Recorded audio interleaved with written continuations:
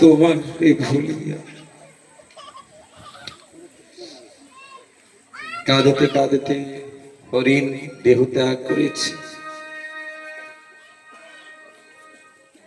পরজন্মে একটি ব্রাহ্মণের ঘরে জন্ম হয়েছে।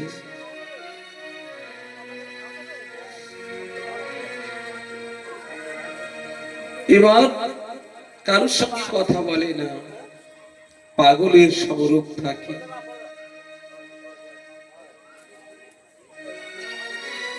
উন্মাদ অবস্থা, পাগলের মতো। নাম রেখেছে জট ভরত।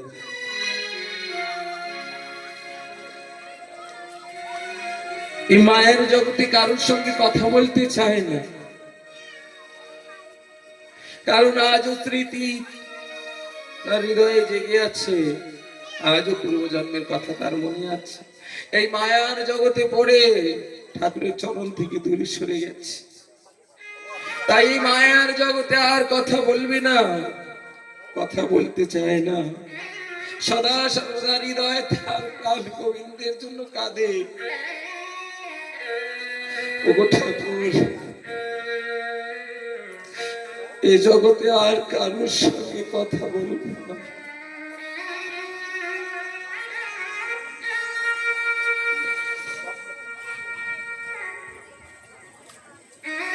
এই মতো অবস্থায় একদিন তার জ্যেষ্ঠ ভ্রাতা তাকে জমি পাহারা দিতে পাঠিয়ে দিয়েছে। পাগলের সদৃশ শিক্ষাকে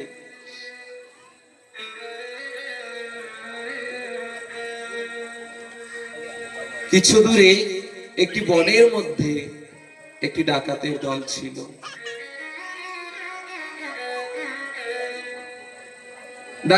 ডাকাতের সর্দারের কোনো পুত্র আদি ছিল না। তাই মা ভদ্রকালীর কাছে মানসিক করেছিল, ওগো মা, আমার যদি কোনো সন্তান হয় তাহলে আমি পশু বলি করব। পূজা আরম্ভ করছে। পশু বলির জন্য মায়ের সম্মুখে একটি পশু বেঁধে রেখেছে। দেব ক্রমে সেই পশু পালিয়ে গেছে। ডাকাতের সর্দার তার অনুচরদের বলছে, মায়ের সম্মুখে যেই পশু বলি করব সেই পশু পালিয়ে গেছে। মায়ের সম্মুখে বলির জন্য কোনো পশু এনে দাও, ধরে এনে দাও আমাকে। ডাকাতের অনুচর চতুর্দিকে ছুটে গেছে। দূরে দেখতে পায় বৃক্ষের তলে একটি পাগল বসে আছে, হৃষ্টপুষ্ট। জট ভরত বসে প্রভুর কথা চিন্তা করছে। ধরে নিয়ে গেছে ডাকাতের কাছে। সর্দারকে বলছে, সর্দার, একে বলি তুমি মায়ের সম্মুখে। মা প্রসন্ন হবে। জট ভরত কোনো বিরোধ করছে না, কারণ মনে বড় অনুতাপ। ঠাকুর, তোমাকে ভুলেছি, তোমাকে ভুলে অপরাধ হয়েছে আমার। তোমারই বিধান, তুমি আমাকে দণ্ড দেবে ঠাকুর। তোমার দণ্ড আমি হাসি মুখে বরণ করব। কোনো প্রতিবাদ নেই। সবকিছু জেনেও যেন কিছুই জানে না। জট ভরতকে স্নান করানো হলো, মালা পরানো হলো। মায়ের বিগ্রহের সম্মুখে নিয়ে যখন গেছে, মাকে দেখে নয়ন জল ছেড়ে দিয়েছে, মাকে প্রণাম করছে। কারণ জট ভরত জানে তিনি যে বিশ্ব জননী, তিনি যে বৈষ্ণবী, আমার গোবিন্দের অনন্য ভক্ত। তাই তো বৈষ্ণবীকে দেখে তার চরণে মাথা নত করলেন, প্রণাম করলেন। ব্রাহ্মণে খড়গ তুলে ধরছে। জট ভরতকে বলি দেবে বলে। মা বিশ্ব জননী কখনো কি দেখতে পায়, সহ্য করতে পারে? মা বিশ্ব জননীর সম্মুখে তারই সন্তানকে যদি বলি দেওয়া হয়, মা কি কখনো সহ্য করতে পারে? মা ক্রোধ ভরে অট্টহাস গর্জনা করতে করতে সেই মূর্তির মধ্যে থেকে, শ্রী বিগ্রহের মধ্যে থেকে, মূর্তির মধ্যে থেকে মূর্তি ফেরে মা ভদ্রকালী প্রকট হলো হাতে খড়গ নিয়ে, অষ্টহাস গর্জনা করছে। চারিদিকে ডাকিনী যোগিনী প্রকট হলো। যত ডাকাতের দল ছিল সমগ্র ডাকাতের দলদের শিরচ্ছেদন করলো, আর তাদের ওই মাথা দিয়ে পায়ে লাথি মেরে অট্টহাস গর্জনা করছে মা ভদ্রকালী।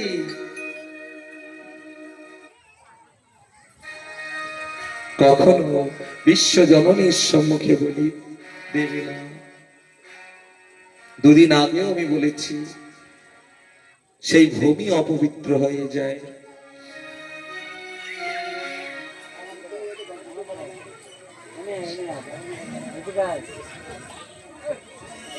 সমস্ত ডাকাতের দলের শিরচ্ছেদন করেছে। একদিন কৈলাসে বসে শিবজি মা অম্বিকার কাছে বলছে, দেবী তোমার ভক্ত তোমার সম্মুখে এইভাবে জীব হত্যা করছে, বলি দিচ্ছে, তুমি কিছু বলো না কেন? বলছে, গো প্রভু, শাস্ত্রে তো লিপিবদ্ধ আছে, দেবী পুরাণে তো লিপিবদ্ধ আছে, জীব যদি পড়ে শুনেও যদি না বোঝে তাহলে তার জন্য বিধান করে দেওয়া হয়েছে, সেই জীব নরকগামী হবে। মম উদ্দেশ্য পশুত্ব হত্বা সরক্ত পাত্র সৃজেত সক্রিয় নরো নরক পুয়োদ নরক ভোক্তা। মম উদ্দেশ্য পশুত্ব হত্বা সরক্ত পাত্র সৃজেত। আমার উদ্দেশ্যে যে হত্যা করবে, আমার নাম ধরে যে হত্যা করবে, জীব হত্যা করবে, সত্রিয় পুয়োদ নরক ভোক্তা। সত্রিয় মানে যেই ব্রাহ্মণ মন্ত্র বিমন্ত্রিত করে সহযোগ করবে, যে পশু নিয়ে আসবে মানুষী করে, আর যত ব্যক্তি সেই বলি পূজায় সম্মিলিত থাকবে, এই তিন শ্রেণীর লোক নরকে যাবে। ক্ষত্রিয় পুয়োদ নরক ভোক্তা, ব্রাহ্মণ যে বলি দিতে নিয়ে আসছে পশুকে, আর যারা পূজায় সম্মিলিত আছে। কখনো বলি পূজা করবে না, বলি পূজায় সম্মিলিত থাকবে না, মা কখনো প্রসন্ন হন না। কত প্রমাণ আছে, অনেক জায়গায় প্রমাণ আছে। শ্রীরাধে প্রেম সে বলো, কার্তিক মাহাত্মা পুরাণেও লেখা আছে, বলি প্রথা নিষেধ, জীব হত্যা নিষেধ। তাও জানি না বারে বার কোন মায়ায় পড়ে, কোন ভ্রমে পড়ে, কোন অজ্ঞানতায় পড়ে আমরা জীব হত্যা করি। শ্রীরাধে প্রেম সে বলো। মা ভদ্রকালী ডাকাতের দলদের শিরচ্ছেদন করেছে। মা অন্তর ধ্যান হলো। জট ভরত স্বেচ্ছায় বনের মধ্যে ভ্রমণ করতে করতে এগিয়ে গেছে। এর মধ্যেই দ্রাবিড়ী দেশের রাজা রহুগণ পালকিতে চড়ে কপিল দেবের কাছে চলছে আত্মজ্ঞান উপলব্ধি করবে বলে। পথে পালকি বহন যারা করছে, একজনের শরীর অসুস্থ হয়েছে, তাই পালকি কে বহন করবে এই কথা চিন্তা করছে। যখন ওই জড ভরতকে হিষ্টপুষ্ট দেখে ওই জড ভরতকেই পালকি বহন করতে লাগিয়ে নিয়েছে। জড ভরতের চলার একটি কায়দা ছিল। এমন কায়দা, পথে যদি একটি পিপলিকাও দেখতো লাফিয়ে চলতো। একটি পিপলিকাও এসে যেন পায়ের নিচে মরে না যায়। কোন জীব যদি মরে যায় পাপ তো পরে হবে, কিন্তু তার যে কষ্ট হবে, সে যে ব্যথা পাবে, তারও যে ব্যথা আছে, তারও যে বেঁচে থাকার কামনা আছে।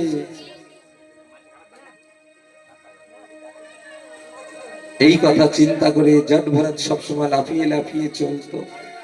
ওই পালকি বহন করতে করতে যখন লাফিয়ে লাফিয়ে চলছে, ওই পালকির মধ্যে রাজা রহুগণের মস্তকে লাগছে। রাজা ক্রোধিত হয়ে জট ভরতকে বলছে, হে কাহার, তুমি কি পালকি বহন করতে পারো না? তুমি কি সেবার কাজ জানো না? তুমি যদি পালকি বহন ঠিকভাবে না করো, তোমাকে দণ্ড প্রদান করা হবে। জড ভরত বলছে, সেবার কাজ? হে রাজন, তুমি আগে বলো কে সেব্য আর কে সেবিত, কে সেব্য আর কে সেবক, আগে তুমি তাই বলো। কারণ এই জগতে শুনেছি একমাত্র সেব্য জগৎ ঈশ্বর ভগবান, আর সকলে তার সেবক। দেবতা পর্যন্ত যোগেশ্বর ভগবান শ্রীকৃষ্ণের সেবক। তত্ত্ব রসামৃত জ্ঞান মঞ্জুরি চৈতন্য চরিতামৃতেও লেখা আছে, এক কৃষ্ণ সর্ব ঈশ্বর জগত ঈশ্বর, আর যত আছে তার সেবক ও অনুচর। বৃন্দাবন লীলার সময় ভগবতী যোগ মায়া বৃন্দাবনে থেকে ছদ্মরূপ ধারণ করে ঠাকুরের চরণ সেবা করত। সকল দেবগণ নিজ নিজ অংশে ঠাকুরের চরণ সেবা করত। সকলের মনের আশা ঠাকুরের চরণ সেবা করবে। জীবের পরম ধর্ম, প্রথম ধর্ম ঈশ্বর সেবা। আর যার জীবনে ঈশ্বর সেবা আছে, তার জীবনে সমগ্র জীবের প্রতি দয়া আছে, মায়া আছে, সমগ্র জীবের প্রতি সেবা ভাবনা আছে। যার ঈশ্বরের সেবা নেই যার জীবনে, তার জীবের প্রতিও দয়া নেই। কারণ প্রমাণ আছে, আমি নাম বলবো না। প্রমাণ কোথায়? আমাদেরই ভারতবর্ষে বিখ্যাত এক সন্ন্যাসী জীব সেবা করছে, মনুষ্য সেবা করছে, আমাদের ভারতবর্ষে বিখ্যাত।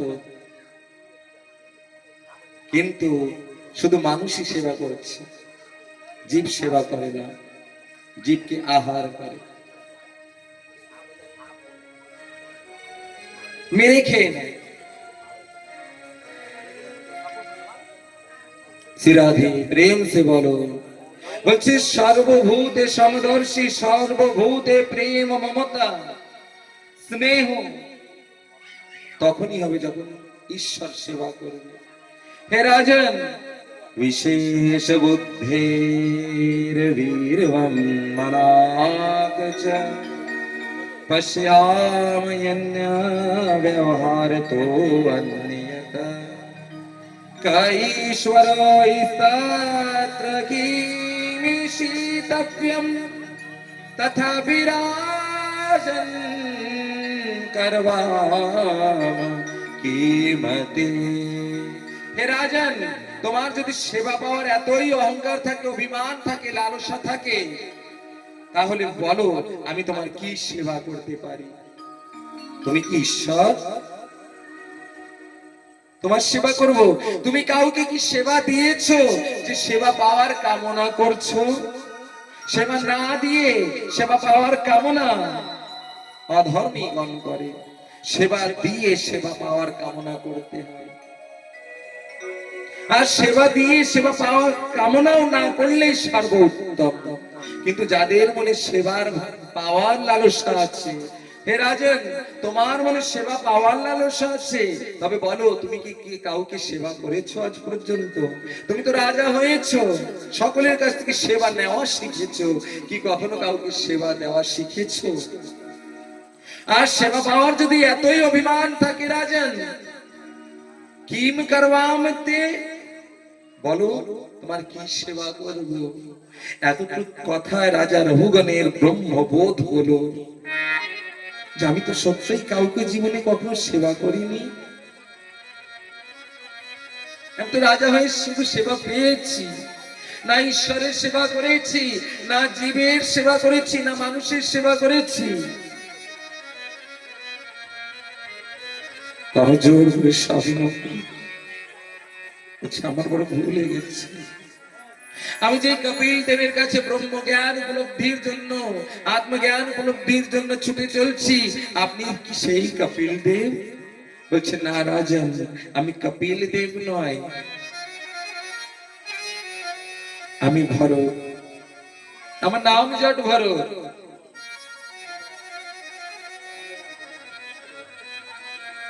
প্রভুর কৃপায় এই দেহ পেয়েছি, ভজন করছি, প্রভুর চরণ পাওয়ার কামনা করছি। হয়তো প্রভু তার শ্রী চরণে আমায় কি জায়গা দিবি। তুমিও সাধন ভজন করো, জীব সেবার মনোবৃত্তি অঙ্গীকার করো, ঈশ্বর তোমাকেও কৃপা করবে, তোমাকেও তার চরণে জায়গা দেবে। ব্রহ্মবোধ হলো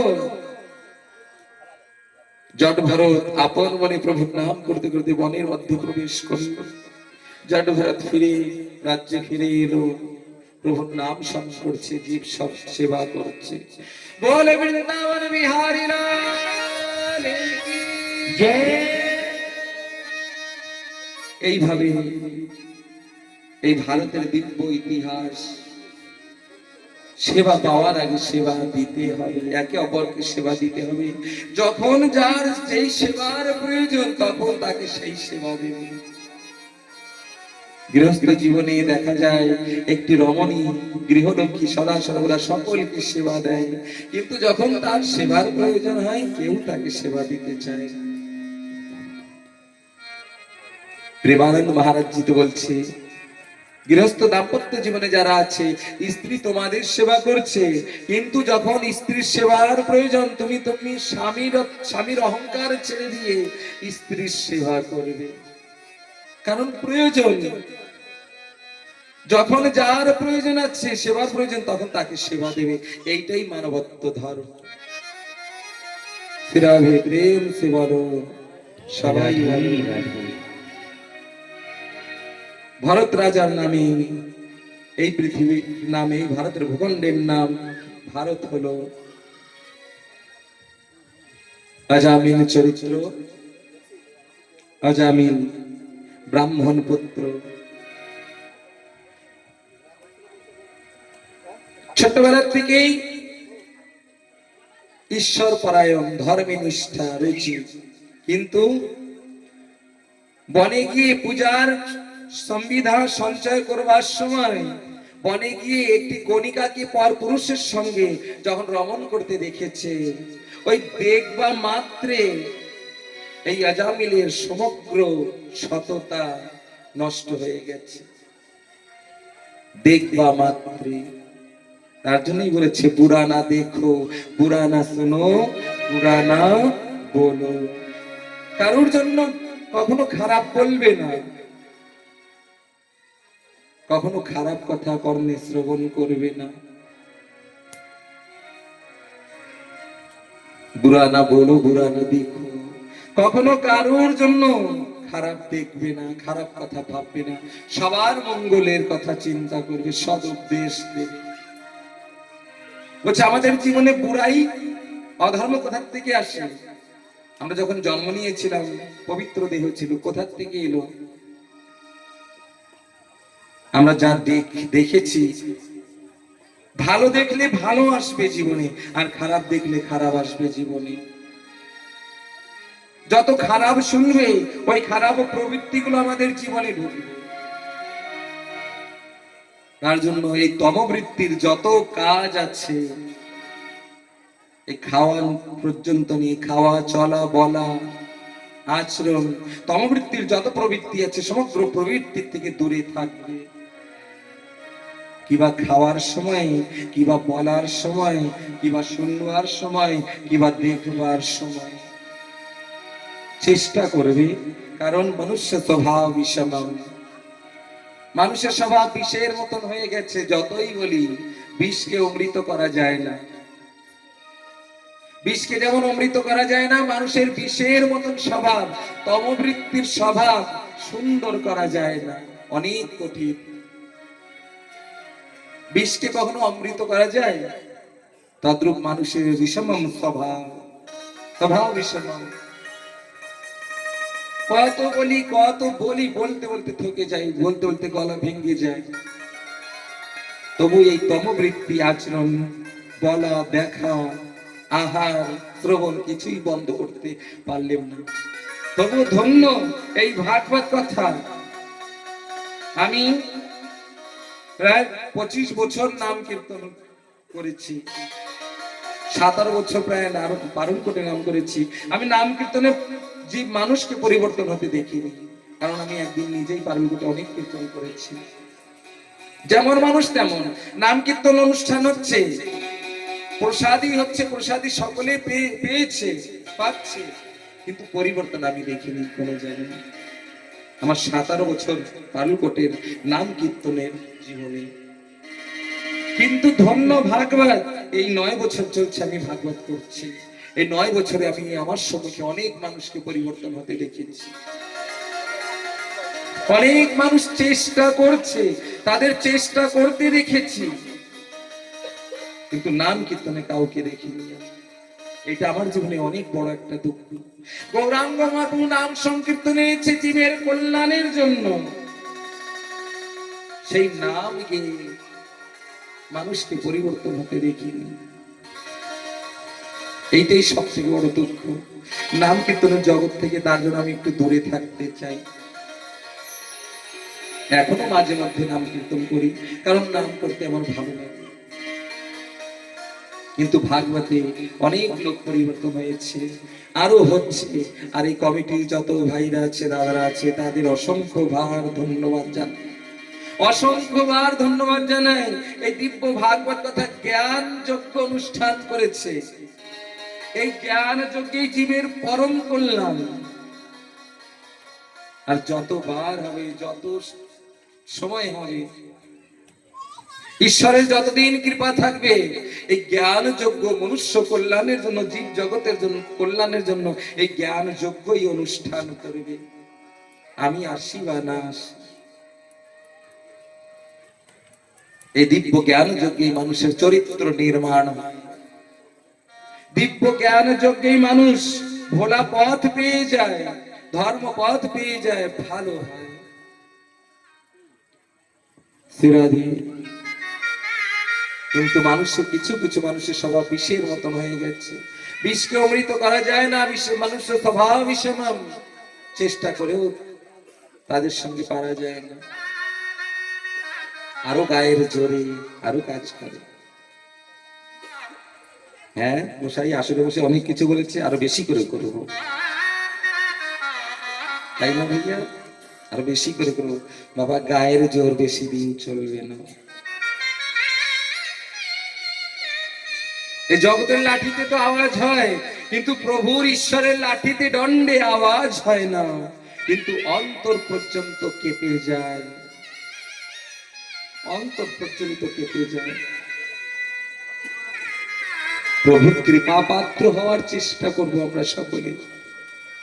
প্রভুর কৃপা পাত্রেরই অধিকারী আমরা, প্রভুর ভালোবাসারই অধিকারী। তিনি ভালোবাসা দিতে চাইছে আমাদের, তিনি আমাদের কোলে তুলে নিতে চাইছে, একটু কোলে তুলে ভালোবাসতে চাইছে। কিন্তু আমরাই প্রভুর কোলে উঠতে চাইছি না, তার ভালোবাসা পেতে চাইছি না। প্রভু বারবার ডাকছে, কিন্তু তার ভালোবাসা থেকে আমরাই দূরে ছুটে চলছি। প্রহ্লাদ চরিত্রতে প্রহ্লাদকে প্রভু আমার কোলে তুলে নিয়েছিল, আমাদের কি কোলে তুলে লইবে না ঠাকুর? আমাদের কোলে তুলে। এই বিষের মতন স্বভাবকে দূর করতে হলে ভজন করতে হবে, কীর্তন করতে হবে। রাধে।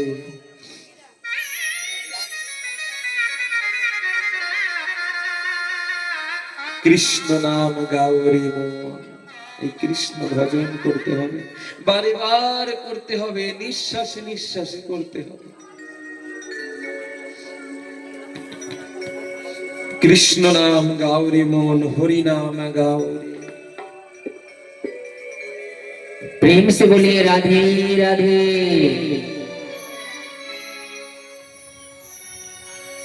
हरि नाम